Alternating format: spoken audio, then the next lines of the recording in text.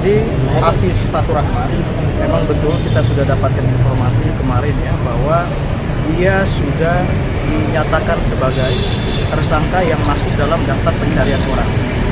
Dan saya juga sebagai mantan kuasa hukum Hafiz, saya sudah berkoordinasi dengan jaksanya juga yang menangani perkara itu dan mereka membenarkan itu. Memang perkara ini sudah cukup lama ya, dari tahun 2018 yang lalu. Dan kami atau saya dituntut sebagai kuasa hukum Hafiz itu pada tahun 2019. Jadi proses pemeriksaan perkara itu kita dampingi dengan baik di Kejaksaan Cibinong ya.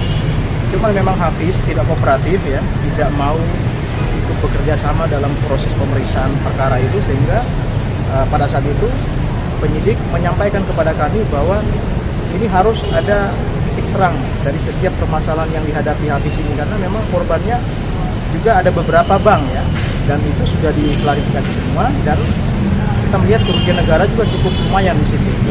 Nah, itulah yang kemudian penyidik dari Kejaksaan Cibinong melakukan proses hukum dan pada akhirnya menetapkan Hafiz sebagai tersangka. Tapi pada saat itu saya sudah tidak mendampingi lagi.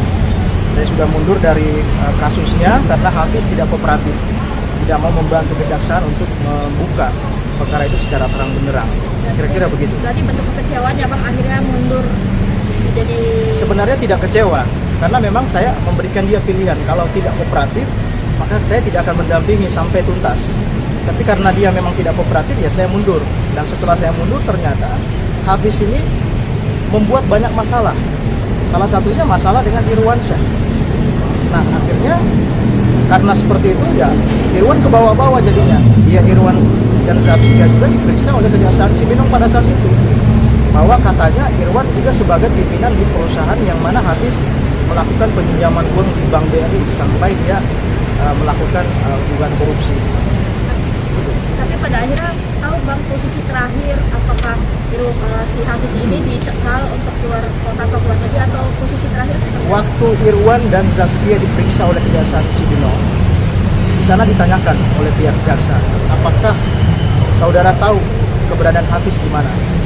Irwan menyampaikan bahwa Irwan tidak sama sekali tidak mengetahui di mana Hafiz kan, karena memang pada saat terakhir bertemu itu ya pada saat suasana Lebaran itu, Lebaran tahun 2019 itu kan, terakhir bertemu dengan Hafiz, dan Hafiznya setelah itu sudah tidak ada komunikasi lagi dengan Irwan. Gitu.